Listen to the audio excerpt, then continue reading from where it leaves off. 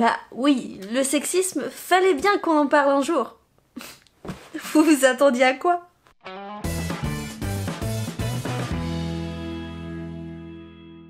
Tiens, et si je faisais un truc que j'ai pas l'habitude de faire? Bonjour! La vraie question qui a à se poser, c'est pourquoi a-t-on encore besoin de faire ce genre de vidéo? Pourquoi a-t-on encore besoin de s'interroger à ce sujet? Pourquoi est-ce que le sexisme existe toujours? Voilà, la vidéo est terminée. Bisous!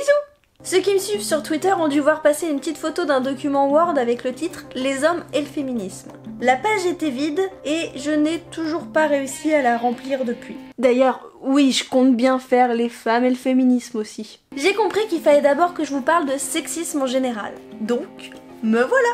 Alors déjà, apparemment, on dit plus sexisme, mais inégalité homme-femme. Mais en même temps, c'est pas le problème. Je pourrais passer des heures à parler de ce sujet. Il y a tellement de choses à dire. Mais comme mon format est un format court, et je reviendrai sûrement sur certains points dans d'autres vidéos, on va juste faire un petit tour d'horizon pour ceux qui disent encore, mais... c'est fini ce temps-là? Déjà, le sexisme, c'est quoi? Je vais faire très simple et vous poser une seule question. Pourquoi? Parce que je suis une femme, je ne suis pas jugée, évaluée, prise en compte, oui, prise en compte, regardée, écoutée comme un homme. Quoi? Ah, vous pensez que j'exagère? Vous voulez des preuves, des chiffres? Ok. Je sors donc mon grand livre des chiffres. Je voudrais pas faire d'erreur, je sais que certains en profiteraient pour dire que tout le reste est faux. Oui, je vous vois ceux au fond là. Sur 945 000 victimes de violences physiques ou sexuelles en 2017, 930 000 étaient des femmes. 98,41% si ça vous parle plus. En fait, c'est 14,5% des femmes qui sera victime de violences sexuelles au cours de sa vie. Et ce chiffre, c'est que celles qui en ont parlé. Toutes, je dis bien toutes les femmes, se sont fait ou se feront un jour harceler dans les transports en commun.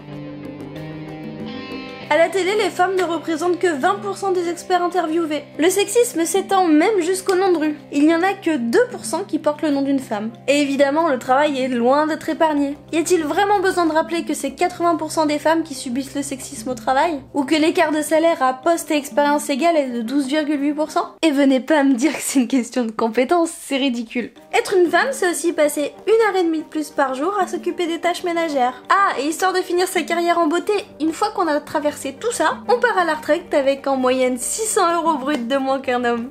Attendez, pardon? J'ai pas entendu. Ah! Les chiffres ça veut rien dire, vous voulez qu'on parle de vécu? Vous voulez qu'on parle de la fille d'une collègue, 14 ans, qui panique complètement à l'idée d'avoir perdu ses écouteurs parce qu'elle va devoir entendre toutes les remarques qu'on lui fait pendant son trajet? Ou alors vous voulez qu'on parle de ma mère qui s'est vu refuser un entretien pour un poste de chef d'équipe? Parce que, vous comprenez, il faut quelqu'un qui a de la poigne, un homme quoi. Ils ont même pas cherché une fausse excuse. Bon, bah je crois qu'à défaut d'avoir fait le tour, on a bien introduit le problème. C'est pas très drôle hein. Si, mes autres vidéos elles sont drôles. En fait j'ai beau chercher, j'arrive pas vraiment à faire de vannes là-dessus. Pourtant, d'habitude, je peux faire des vannes à peu près sur tout. Pas forcément des bonnes, on est d'accord. Mais je les fais quand même. Alors dites-moi, comment tout ça aujourd'hui c'est encore possible? Comment on peut entendre des gens dire que le sexisme c'est exagéré? Pourquoi les mentalités n'arrivent-elles pas à changer? S'il vous plaît, expliquez-moi. Merci d'avoir regardé cette vidéo jusqu'au bout. Si vous l'avez aimé, je vous invite à passer par la case pouce bleu et tant que vous y êtes, à faire un petit tour sur le bouton partager. Comme ce serait bien dommage de s'arrêter en si bon chemin, abonnez-vous, activez la petite cloche, puis venez me rejoindre sur mes réseaux sociaux. Sur ce, je vous laisse avec mes anciennes vidéos. Ciao!